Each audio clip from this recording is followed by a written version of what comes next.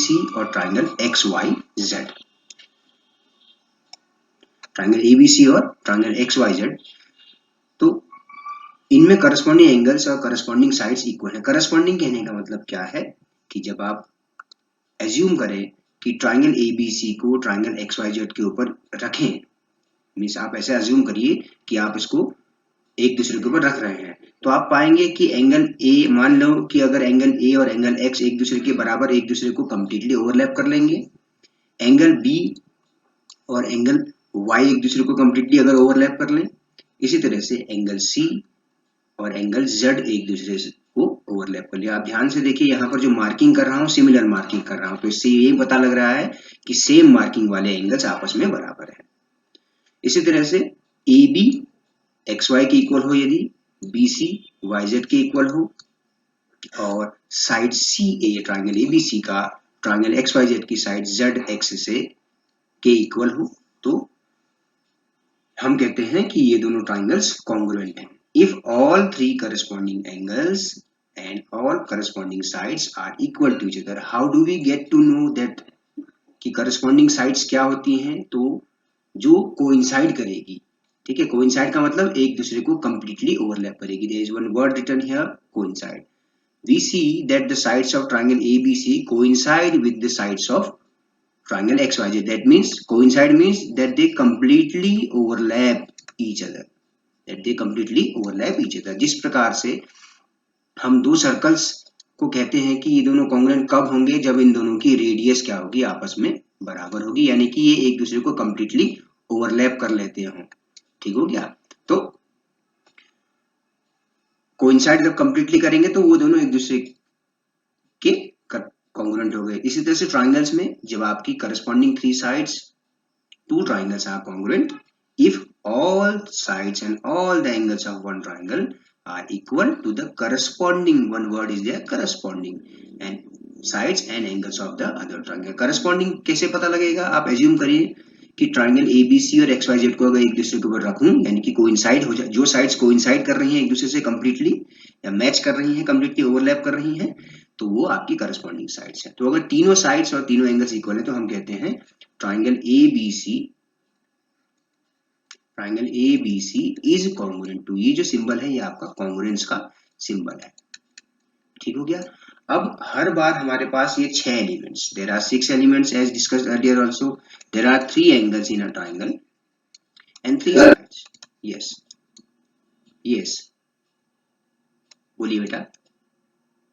Sir आप जो लिख रहे हो हाँ सर, आप जो बोल रहे हो और लिख रहे हो सर, लिखा हुआ लेट आ रहा है। लिखा हुआ लेट आ रहा है? अच्छा, हो सकता है, लेकिन मैंने स्क्रीन पे ऑलरेडी, इसलिए यस मैंने सर। ना लेट आ रहा है करके इसलिए मैंने स्लाइड भी डाल रखी है, तो एग्जैक्टली वही वर्ड लिख रहा हूं जो यहाँ स्क्रीन पर दिख रहा है आपको। ओके, ठीक है, ठीक। तो इसका मतलब क्या है कि A यस सर। x को करस्पॉन्ड कर रहा है, B y को करस्पॉन्ड कर रहा है according to this figure, C z को करस्पॉन्ड कर रहा है। तो for any two congruent triangles the corresponding parts are equal and termed as CPCT. That means corresponding parts of congruent triangles, इसका शॉर्ट फॉर्म है CPCT।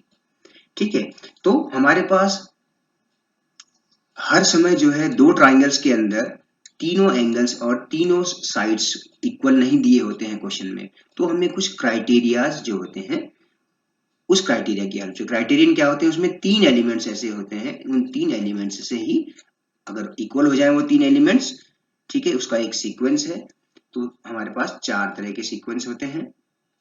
SES congruence, two triangles are congruent if two sides and the included angle of one triangle are equal to the two sides and the included angle of other triangle। ये हम discuss कर चुके हैं, एक एक करके हम सारे कॉन्ग्रुएंस क्राइटेरियंस को डिस्कस करेंगे। दूसरा है ASA, angle side angle, if in two triangles two angles and the side included are equal then they are congruent। AAS मैंने जैसा कि पिछले दिनों भी डिस्कस किया है, AAS एग्जैक्टली वही है जो ASA का काम है, वही AAS का काम भी है, क्योंकि अगर दो ट्राइंगल में दो एंगल्स इक्वल है तो तीसरा भी इक्वल हो तो AAS भी पॉसिबल है। SSS, all three sides of two triangles are equal। RHS, right angle hypotenuse and side, अगर दो ट्राइंगल्स इक्वल हो तो कॉन्ग्रुएंस होंगे। तो इसको हम एलोबरेट करेंगे एक एक करके। एक्सरसाइज जो फर्स्ट एक्सरसाइज है उसमें केवल SAS और ASA से रिलेटेड क्वेश्चंस हैं आपके पास। तो SAS जो है आपको एक्सियम फॉर्म में दिया गया है। SAS आपको एक्सियम फॉर्म में दिया गया है कि two triangles are congruent if two sides and included angle of one triangle are equal to two sides and the included angle of other triangle। एक बार इसको फिगर से डिपिक्ट कर लेते हैं। मान लीजिए एक ट्राइंगल ABC हो गया, दूसरा ट्राइंगल PQR हो गया। Suppose this is triangle ABC और दिस इज PQR। अभी बेटा अभी भी लैग कर रहा है लिखा हुआ? क्या अभी भी लेट आ रहा है? सर अभी दूसरा ट्रायंगल जो है। अच्छा, तो अगर कोई दो ट्राइंगल इस सर अब तरह, आ गया। कोई दो ट्राइंगल हो, सपोज मान लीजिए AB PQ के इक्वल है, साइड BC मान लीजिए QR के इक्वल है और उनके बीच का एंगल इंक्लूड, इसको हम कहते हैं इंक्लूडेड एंगल। तो side angle side, side angle side. तो हम लिखते कैसे हैं कि इन ट्राइंगल, क्वेश्चंस जब हम सॉल्व करेंगे तो हम इस तरह से लिखेंगे in triangle ABC and PQR। तो करस्पॉन्डेंस का ध्यान रखना होगा, ठीक है। AB करस्पॉन्डिंग है PQ। आप एज्यूम करिए कि ABC को PQ ट्राइंगल PQR के ऊपर रख रहे हैं, तो AB PQ को कोइंसाइड कर रहा है, BC QR को कोइंसाइड कर रहा है, और ये जो एंगल है बीच का वो भी एक दूसरे को कोइंसाइड कर रहा है, मतलब कंप्लीटली ओवरलैप कर रहा है। तो हम लिखेंगे इसी सीक्वेंस में AB is equal to PQ, angle ABC is equal to angle PQR, BC is equal to QR। तो हमने देखा कि अगर ऐसा है तो हम कह देते हैं कि therefore triangle ABC is congruent to triangle PQR। ठीक है, तो यहाँ पर हम ब्रैकेट में लिख देते हैं SAS क्राइटेरियन। तो क्वेश्चन सॉल्व करते समय हम ऐसे ही लिखते हैं। अब ध्यान देने वाली बात यह है कि जो सीक्वेंस आपका लिखा है, करस्पॉन्डेंस के सीक्वेंस में ट्राइंगल्स के नाम होंगे। ट्राइंगल ABC अगर यहाँ लिखा है तो AB का करस्पॉन्डिंग PQ है, तो PQR इसी ऑर्डर में लिखा हुआ है। अब आप यहाँ पर इसको ट्राइंगल RPQ नहीं लिख सकते हैं। You can not write this as triangle ABC congruent to triangle RPQ। ऐसा कब होगा बेटा? ऐसा तब होगा जबकि अगर ऐसा हुआ होता, अगर आपको स्क्रीन पर दिख रहा हो, अगर RPQ लिखना है तो उस केस में RP करस्पॉन्डिंग होना चाहिए AB के, ठीक है, PQ करस्पॉन्ड होना चाहिए BC के, और ये एंगल ABC करस्पॉन्ड होना चाहिए एंगल RPQ के। तो उस केस में ये वाला कॉन्ग्रुएंस लिखा जाएगा। तो ये सीक्वेंस आपको ध्यान रखने की जरूरत है, ठीक है, करस्पॉन्डिंग पार्ट्स के अकॉर्डिंग ही, ठीक है। इस चीज को आपने ध्यान रखना होगा। Okay, you can not write triangle ABC congruent to triangle RPQ for this case. इस केस के लिए आप PQR ही लिखेंगे, ठीक हो गया। करस्पॉन्डिंग पार्ट्स, अब लेफ्ट से ये देखिए एंटी क्लॉकवाइज सीक्वेंस लिखा हुआ है, तो यहाँ भी एंटी क्लॉकवाइज ही लिखा हुआ है। वर्टेक्स ए से स्टार्ट किया है, यहाँ वर्टेक्स P से स्टार्ट किया है ना। AB करस्पॉन्डिंग है PQ के, तो इसको देखने भर से ही हमें पता लग जाता है कि करस्पॉन्डिंग पार्ट्स कौन कौन से हैं करके। AB PQ, BC QR और एंगल ABC और एंगल PQR, ठीक हो गया। इस चीज का ध्यान रखना है करस्पॉन्डेंस को ध्यान में रखते हुए। क्लास 7 में हमने ये पढ़ा हुआ है करस्पॉन्डेंस। करस्पॉन्डेंस को ध्यान में रखते हुए ट्राइंगल्स का नाम लिखेंगे आप, ठीक हो गया।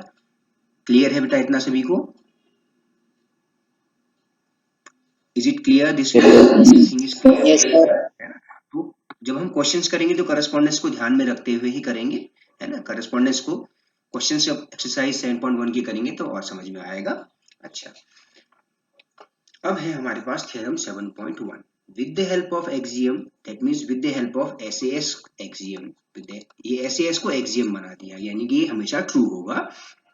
SAS की हेल्प से ASA कॉन्ग्रुएंस रूल को प्रूव करना, ठीक है। तो ASA कॉन्ग्रुएंस थ्योरम क्या कहती है? दो ट्राइंगल्स कॉन्ग्रुएंट कब होंगे? अगर दो एंगल्स और इंक्लूडेड साइड एक ट्राइंगल का, मान लीजिए यहाँ पर हम बात कर रहे हैं ट्राइंगल ABC और ट्राइंगल DEF की बात हम कर रहे हैं। ट्राइंगल ABC और ट्राइंगल DEF की हमारे पास बात चल रही है, ठीक है। ASA कॉन्ग्रुएंस थ्योरम क्या कहता है कि अगर दो एंगल्स, मान लीजिए एंगल B और एंगल C ट्राइंगल ABC का, ट्राइंगल DEF के C और F के बराबर है और उनके बीच की साइड इंक्लूडेड साइड यानी कि BC is equal to EF। तो हमने ये मार्किंग कर ली, इक्वल पार्ट्स की मार्किंग हमने कर ली। तो एंगल साइड एंगल से ये दोनों कॉन्ग्रुएंट होंगे। तो we need to prove that triangle ABC is congruent to triangle DEF। तो हमारे पास यहाँ पर 3 केसेस बनेंगे बच्चों। पहला केस क्या बनेगा, अगर मान लीजिए कि AB और DE आपस में बराबर दिए गए हों, ठीक है। You can see this figure. Can you see the figure below one? The same figure I have drawn here. Let AB is equal to DE. Case number 1 ये है कि हम ये एज्यूम कर लेते हैं कि AB is equal to DE है। एजम्पशन है, देखिए यहाँ ब्रैकेट में लिखा है एज्यूम्ड, ठीक है। अब एंगल B और एंगल E इक्वल दिए हुए हैं, BC is equal to EF भी दिया हुआ है, both things are given to us. तो we can say by side angle side both triangles are congruent, ठीक है। दूसरा केस क्या हो सकता है कि जब ये साइड AB जो है ट्राइंगल ABC की साइड AB, ट्राइंगल ABC की साइड AB DE से बड़ी हो। देखिए बाकी सारी चीज तो एक जगह रही, तो हम क्या कहते हैं, लेट अस से AB is greater than DE। अगर AB DE के ग्रेटर है तो ऑब्वियसली साइड AB पर कोई एक ऐसा पॉइंट P होना चाहिए जो हमें ये कहे कि PB is equal to DE, है ना। अब आप देखिए मैं क्या कह रहा हूं, ओवरलैप करेंगे ना। अब ये ट्राइंगल बड़ा हो गया, ABC आपका बड़ा ट्राइंगल हो गया, ओके, और DEF आपका छोटा हो गया, DE साइड छोटी हो रही है आपकी। लेकिन एक चीज ध्यान रखिए कि ये एंगल ये साइड इक्वल दिए हुई हैं ऑलरेडी, ठीक है। अब जब मैं DE को इसके ऊपर रखूंगा तो इस तरह से कुछ होगा कि ये DE, इसको मैं अलग पेन से कर दूं, अगर मैं ओवरलैप दिखा रहा हूं, DEF ओवरलैप यानी कि C और F एक दूसरे को ओवरलैप करें, B और E एक दूसरे को ओवरलैप करें, तो उस केस में डेफिनेट सी बात है कि यहाँ पर कोई एक ऐसा पॉइंट P होगा जो D को करस्पॉन्ड कर रहा होगा, है ना। तो अब आप कंसीडर करिए ट्राइंगल PBC और DEF। अब आप कंसीडर करेंगे ट्राइंगल PBC को और DEF को, इन दोनों ट्राइंगल्स को आप कंसीडर करिए, ठीक है। तो PB is equal to DE by construction, construction से PB is equal to DE हो गया। Angle B is equal to angle E दिया हुआ है, BC is equal to EF दिया। तो SAS कॉन्ग्रुएंस से ट्राइंगल PBC, है ना, ये PB is equal to DE हो जा रहा है, ठीक है। क्योंकि AB साइड लंबी है तो डेफिनेटली DE के बराबर की साइड मतलब P एक कोई पॉइंट AB पर होगा जिससे कि PB और DE इक्वल हो जाएंगे, ठीक है। तो इससे क्या आया, triangle PBC is congruent to triangle DEF, ठीक हो गया। अगर दो ट्राइंगल्स कॉन्ग्रुएंट है तो करस्पॉन्डिंग पार्ट्स भी इक्वल होंगे बच्चों, है ना। तो एंगल, इसका मतलब क्या होगा, यहां पर इस फिगर को मैं फिर से ड्रॉ ऐसे कर देता हूं। तो अब हमने क्या किया, ट्राइंगल PBC और ट्राइंगल DEF को कॉन्ग्रुएंट प्रूव कर दिया, तो करस्पॉन्डिंग साइड्स इक्वल होनी चाहिए। इसका मतलब क्या होगा कि PCB और एंगल DFE आपस में इक्वल होने चाहिए। लेकिन हमें तो ऑलरेडी दिया हुआ है ना कि ACB किसके इक्वल था, ACB किसके इक्वल था, ACB DFE के इक्वल दिया हुआ है ना ऑलरेडी, ये ACB DFE इसके इक्वल दिया हुआ है, DFE के इक्वल दिया है। तो इसका मतलब क्या हो गया, इन दोनों स्टेटमेंट से हमें क्या मिल गया, PCB DFE के इक्वल है हमारी इस कॉन्ग्रुएंस, इस एजम्पशन से, और बल्कि DFE तो ACB के इक्वल था। इससे क्या मतलब आया कि ACB और PCB दोनों इक्वल हो गए। अब आप देखिए, मैं इसको येलो कलर से दिखाऊं, ये एंगल PCB है और ये एंगल ACB, दोनों इक्वल कब होंगे, ये दोनों इक्वल कब होंगे, जबकि पॉइंट P A पर होगा, तभी तो होगा, ऐसा है कि नहीं। आप खुद सोचिए कि अगर ये जो एंगल PCB है जो हमने एजम्पशन से मिला हमको, ये PCB जो है इक्वल हो रहा है ACB के। ये दोनों एंगल इक्वल कब हो सकते हैं, जब ये लाइन CP जो है ओवरलैप कर रही हो इस CA पर, यानी कि PA पर होना चाहिए। तो is this possible, this is possible only if P coincides with A, अगर P A से कोइंसाइड करेगा। या सिंपली आप कहें कि B A is equal to E D, कि B A is equal to E D. ठीक है, समझ में आया? तो इसका मतलब क्या है कि so triangle ABC is congruent to triangle D E F, यानी कि हमारा एजम्पशन करने के बाद भी, है ना, तो एजम्पशन हमारा करने के बाद भी हमें ये समझ में आया कि पी और ए एक ही जगह पे हो तभी ये ऐसा हो सकता है, तो इसीलिए हम कह देते हैं कि ये दोनों ट्राइंगल कॉन्ग्रुएंट है। क्लियर है बेटा? Is it clear? Yes sir. है ना? तो इसी तरह से तीसरा केस होगा, अगर ए बी डी ई से छोटा हो, तीसरे केस में क्या होगा, तो तीसरे केस को हम लिखते ही नहीं है, हम कहते हैं सिमिलरली।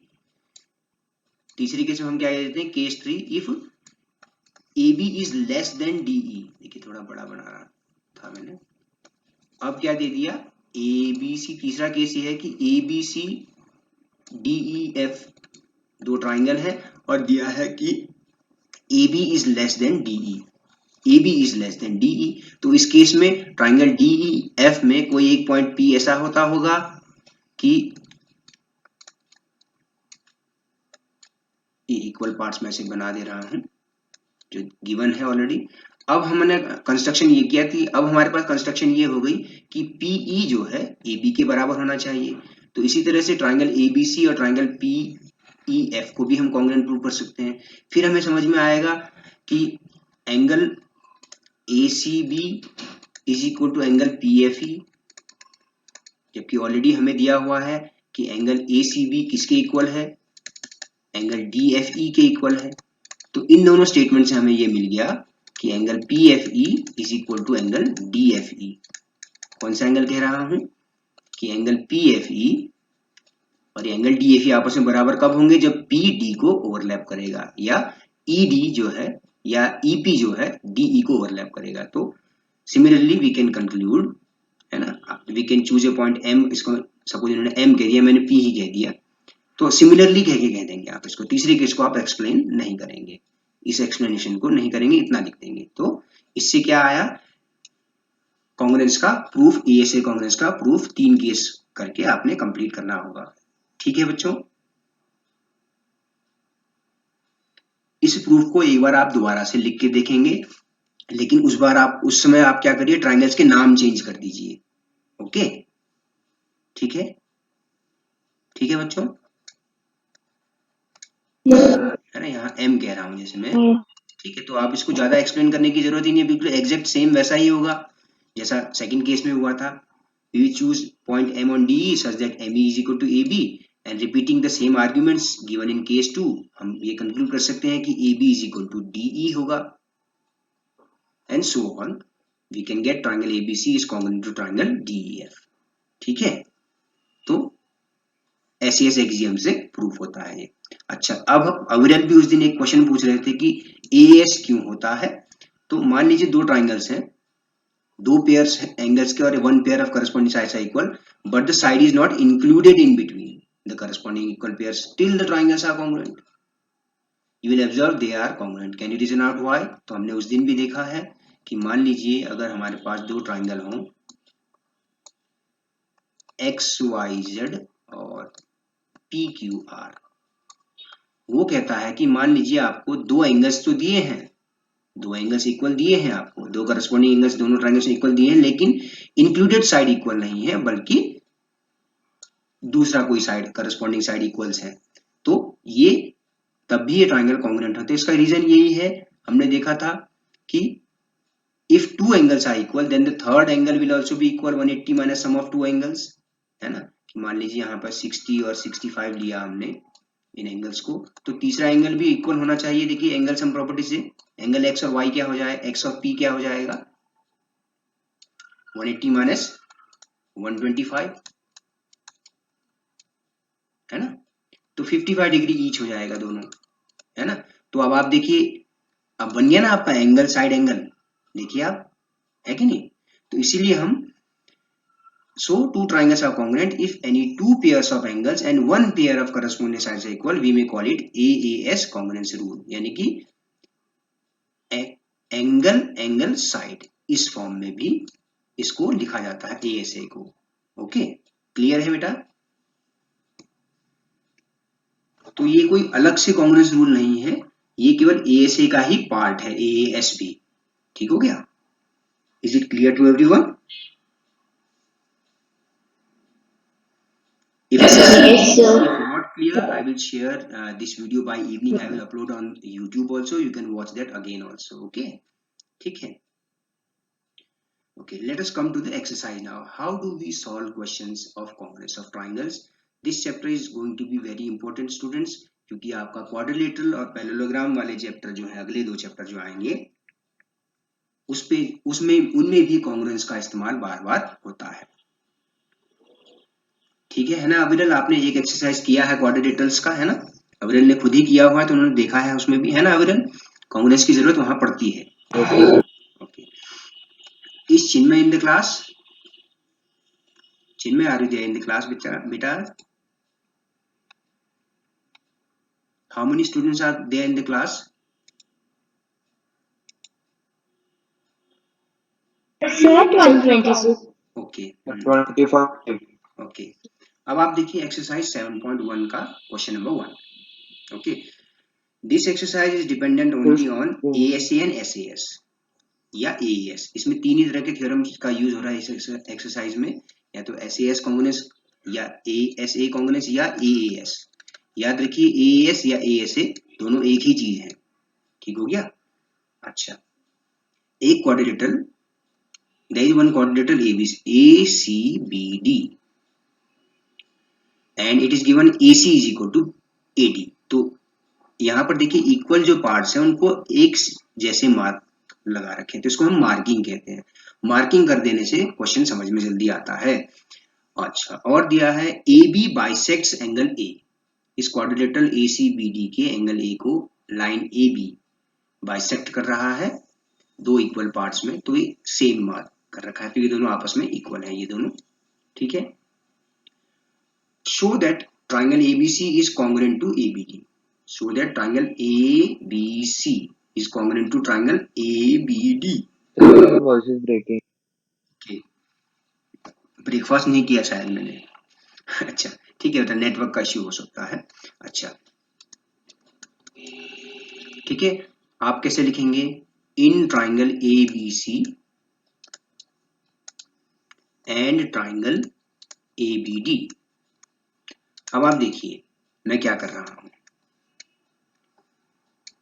ABC और ABD। क्या किया मैंने? इस नीचे वाले ट्राइंगल को पलटकर ऐसे बना लिया। ठीक है, अब आप देखिए AB आपका दोनों में इक्वल है ना? कॉमन साइड है। AC इक्वल दिया है AD के। ठीक है, और ये एंगल BAC, आप देखिए यहां पर एंगल BAC ये रहा, इक्वल है BAD के। तो आप सीक्वेंस देख रहे हैं, है ना? सीक्वेंस देख रहे हैं आप, साइड एंगल साइड। ठीक हो गया? ऐसे देखने से आपको समझ में नहीं आ रहा करस्पॉन्डिंग पार्ट, लेकिन ऐसे देखेंगे तो आप इसको, आप जब पलट कर इस ट्राइंगल ABD को पलट कर रखेंगे तो D और C एक दूसरे को ओवरलैप करेंगे, और उससे क्या होगा कि AC और AD इसको कंप्लीटली ओवरलैप करें, जो कि इक्वल है। ठीक हो गया? तो आप देखिए यहाँ कैसे लिखेंगे, आप लिखेंगे AC is equal to AD। ठीक है? अच्छा, फिर angle BAC is equal to angle BAD, दोनों चीज गिवन है हमारे पास। ठीक है, साइड हो गया, एंगल हो गया। अच्छा, AB is equal to AB क्यों होगा? क्योंकि ये दोनों ट्राइंगल्स में कॉमन साइड है। देखिए आप खुद देखिए, दोनों ट्राइंगल्स में कॉमन साइड है, देखिए ये वाला AB साइड। ठीक है ना? तो angle side, side angle side, side angle side, तो यही मैंने यहां पर किया हुआ है। ठीक है, ऐसे ब्रेक कर लेंगे तो करस्पॉन्डेंस का समझ में आ जाएगा। ठीक है, उसी सीक्वेंस में अगर मैंने यहाँ AC लिखा है तो मैं यहाँ AD लिख रहा हूँ, यहाँ DA नहीं लिख रहा हूँ, मैं उसको AD ही लिख रहा हूँ, उसी सीक्वेंस में उसी ऑर्डर में लिख रहा हूँ, AC AD। ठीक हो गया? So we can say triangle ABC is congruent to triangle ABD। अब we will say the criterion, कौन सा क्राइटेरियन हमने यूज किया वो हम लिख देंगे, SAS कॉन्ग्रुएंस क्राइटेरियन या एसएस क्राइटेरियन। ठीक हो गया।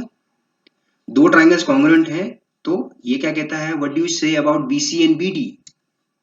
बीसी और बीडी के बारे में क्या कहेंगे, तो लिखेंगे बाय सीपीसीटी, सिंपल ऐसा लिख दीजिए।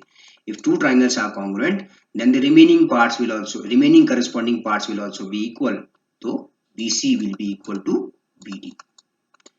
अगर तीन एलिमेंट्स इक्वल एसएस से ये दोनों ट्राइंगल्स कॉन्ग्रुएंट है तो बाकी बचे हुए पार्ट्स भी एक दूसरे के इक्वल होंगे, तो BC BD के इक्वल हो जाएगा, ये एंगल ABD और एंगल ABC इक्वल हो जाएंगे, इसी तरह से एंगल ACB और एंगल ADB जो पूछे नहीं है लेकिन वो बाकी के पार्ट्स भी इक्वल हो जाएंगे बच्चों। ठीक हो गया, क्लियर है सभी को? ओके। Yes, sir. आप कॉन्ग्रुएंस को ध्यान, अब यहाँ पर ABD लिखा है, आप खुद देखिए तो ABD क्यों लिखा है, उसी सीक्वेंस में हमने यहाँ पर भी लिखा हुआ ABC, तो इस तरह से ABD। ठीक है ना, तो ये याद रखना है आपको, करस्पॉन्डेंस का ध्यान रखना है आपने। ठीक है, ये करस्पॉन्डेंस होनी चाहिए, यानी कि करस्पॉन्डिंग का मतलब क्या है, exact same location, exact same direction. AC लिखा है तो यहाँ AD लिखा है, तो अगर मैं इसको एक दूसरे के ऊपर रखूं तो एक दूसरे को ओवरलैप कर रही है ये दो इक्वल साइड्स और इक्वल एंगल। ठीक हो गया, क्लियर है सभी को? क्लियर है बेटा? Yes, sir. ओके, तो ये इस चीज का बड़ा ध्यान रखना होता है हमने, करस्पॉन्डेंस को ध्यान में रखते हुए ट्राइंगल्स के नाम लिखे जाएंगे। ओके, अच्छा, क्वेश्चन नंबर 2 में आते हैं फिर। Sorry, question number 2। ठीक है, तो क्वेश्चन नंबर 2 में भी आपको एक डायग्राम ही दिया हुआ है। ABCD एक क्वाड्रिलेटरल है जिसमें AD BC के इक्वल है, ठीक है, मार्क किया हुआ ऑलरेडी, और एंगल DAB इक्वल है एंगल CBA के। Prove that triangle ABD is congruent to triangle BAC। तो इसको भी हम ब्रेक कर लेते हैं इस तरह से, ABD, ये रहा आपका ABD, ABD इसमें और BAC में और BAC में।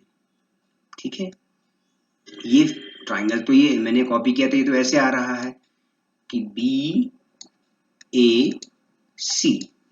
ठीक है, तो आप देखें यहां पर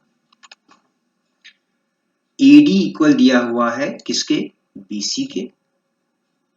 ठीक है, एंगल DAB इक्वल दिया है एंगल ABC के, एंगल ABC के इक्वल दिया है, और AB तो आपका कॉमन साइड हो गया।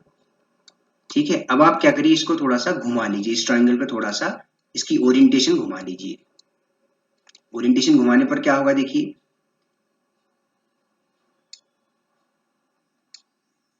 मैं कुछ इस तरह से कर रहा हूं ओरिएंटेशन को कि ये BCD ऐसे लिख लिया, देखिए मैंने इसको घुमाकर ऐसे कर लिया, तो BC इक्वल है AD के, है ना, और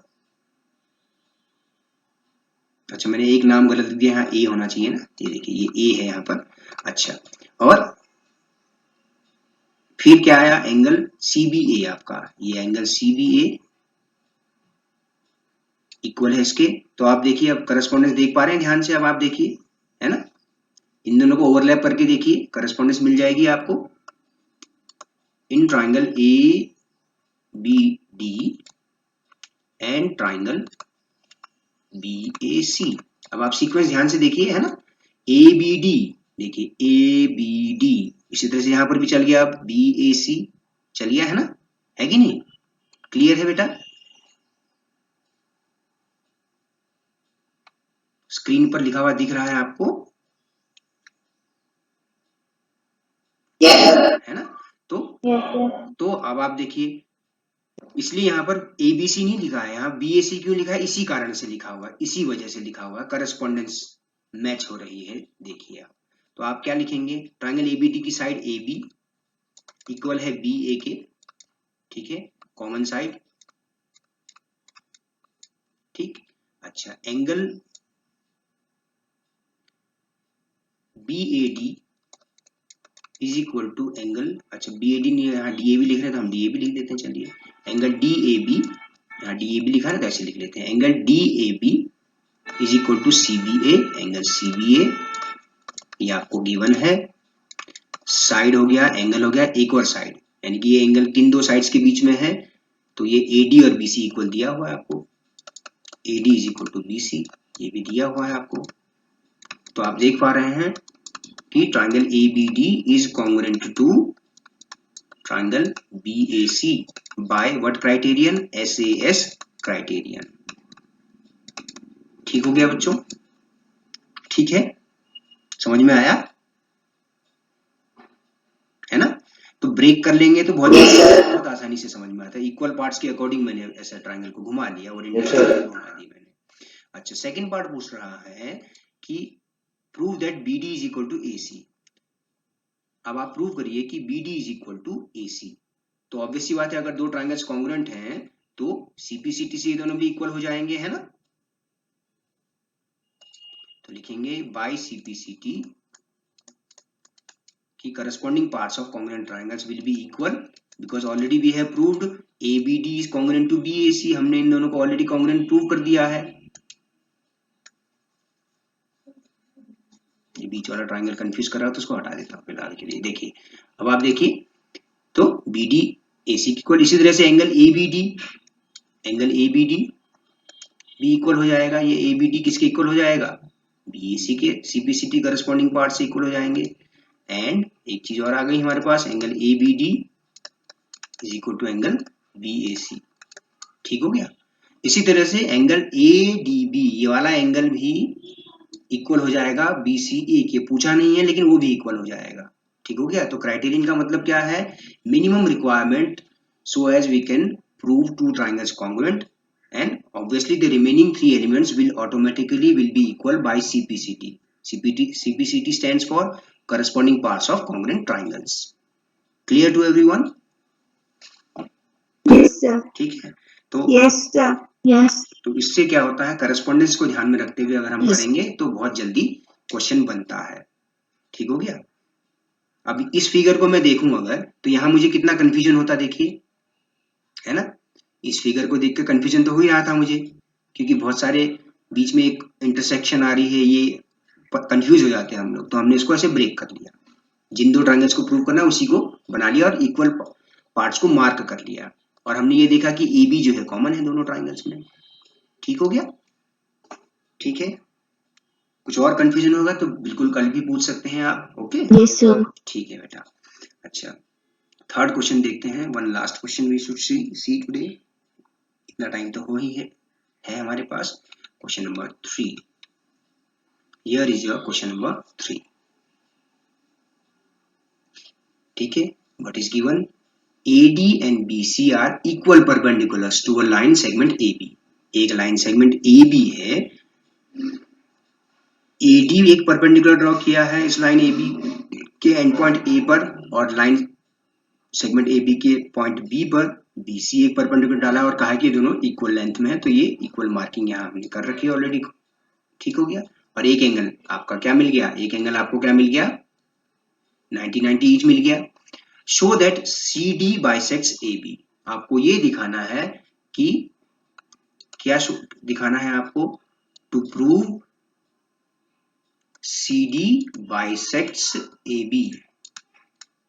CD AB को बाइसेक्ट करना मतलब आपको क्या प्रूव करना है, that is OA is equal to OB prove करना है। ये तो हुआ इसका मतलब, CD लाइन AB को बाइसेक्ट करेगी, आपने ये प्रूव करना है कि ये बाइसेक्ट करे, तो इसका मतलब OA और OB एक दूसरे के इक्वल प्रूव करने हैं। ठीक हो गया, है ना? तो अब आप देखिए OA और OB कौन से ट्राइंगल्स के पार्ट्स हैं, आप बता सकते हैं?